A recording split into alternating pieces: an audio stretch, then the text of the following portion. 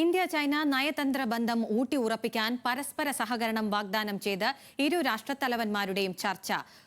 ചൈനയിലെ ടിയാൻജിനിൽ നടന്ന Narendra Modi Xi Jinping കൂടിക്കാഴ്ച ഉഭയകക്ഷി ബന്ധത്തിലെ മഞ്ഞുരുകലിനു കൂടി വേദിയായി. അതിർത്തിയിൽ സമാധാനം വേണമെന്ന് മോദി പറഞ്ഞു. വളർച്ചയ്ക്കായി ഒരുമിച്ച് നീങ്ങാമെന്ന് ഷി ജിൻപിങ്ങും വാഗ്ദാനം ചെയ്തു.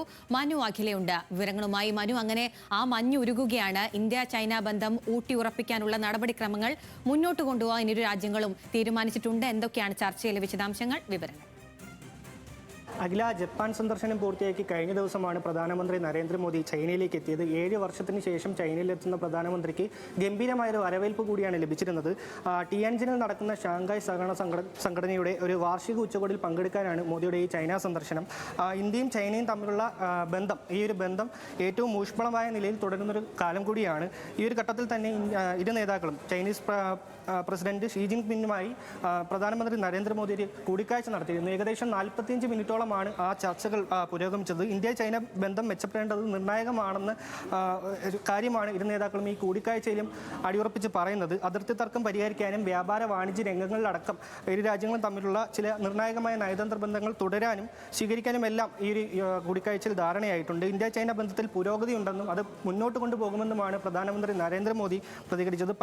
പരസ്പര വിശ്വാസം ശക്തിപ്പെടുത്തുമെന്നും ശരിയായ വഴിയിൽ തന്നെ ഈ ഒരു ബന്ധം മുന്നോട്ട് കൊണ്ടുപോകുമെന്നും പ്രധാനമന്ത്രി നരേന്ദ്രമോദി പറഞ്ഞു. ഷാങ്ഹായ് സഹകരണ സംഘടനയുടെ ചെയർമാൻഷിപ്പിൽ പ്രധാനമന്ത്രി ഈ ചൈനീസ് പ്രസിഡന്റിനെ അഭിനന്ദിക്കുകയും ചെയ്തിരുന്നു. അതിർത്തിയിലെ സ്ഥിതി ശാന്തമാണെന്നും നിലവിൽ അതിർത്തിയിൽ ഈ സംഘർഷം ഒഴിവാക്കാൻ സുപ്രധാനമായ ചില ധാരണകൾ കൈക്കൊണ്ടിട്ടുണ്ടെന്നും പ്രധാനമന്ത്രി ഈ മീറ്റിംഗിൽ പറഞ്ഞിരുന്നു.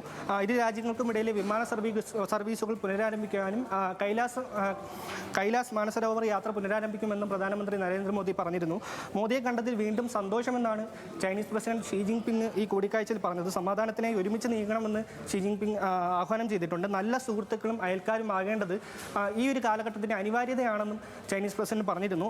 ഭൗമരാഷ്ട്രീയത്തിൽ ഇന്ത്യയുടെയും ചൈനയുടെയും പ്രതീകമാണ് ആനയും വ്യാളിയും എന്ന് പറയുന്നത്. ആനയും വ്യാളിയും ഒരുമിച്ച് നീങ്ങേണ്ടതിൻ്റെ ആവശ്യകത കൂടി ചൈനീസ് പ്രസിഡന്റ് പറഞ്ഞു വെക്കുന്നുണ്ട്.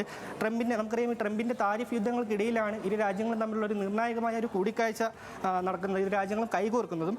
റഷ്യൻ പ്രസിഡന്റ് വ്ളാഡിമിർ പുടിനും എസ് ഉച്ചകോടിക്കായിട്ട് ചൈനയിൽ എത്തിയിട്ടുണ്ട്. നാളെ പ്രധാനമന്ത്രി അദ്ദേഹവുമായി ഒരു കൂടിക്കാഴ്ച നടത്തുമെന്നാണ് നമുക്ക് കിട്ടുന്ന റിപ്പോർട്ടുകൾ. നമുക്കറിയാം, റഷ്യൻ എണ്ണ വാങ്ങുന്നതിനാണ് US ഇപ്പോൾ ഒരു ഇരട്ട തീരുവ ഇന്ത്യക്കെതിരെ ഏർപ്പെടുത്തിയിട്ടുള്ളത്. ഇക്കാര്യവും യുക്രൈൻ യുദ്ധവും ഉൾപ്പെടെയുള്ള കാര്യങ്ങൾ ഈ മീറ്റിംഗിന്റെ അജണ്ടയിൽ ഉണ്ടെന്നാണ് നമുക്ക് മനസ്സിലാക്കാൻ സാധിക്കുന്നത്. അഖില, ശരി, ഇന്ത്യ ചൈന ബന്ധം കൂടുതൽ ഊട്ടി ഉറപ്പിക്കാനുള്ള ചർച്ചകളാണ് അവിടെ നടന്നത്. മനു അഖിലയാണ് വിവരങ്ങൾ നൽകിയത്.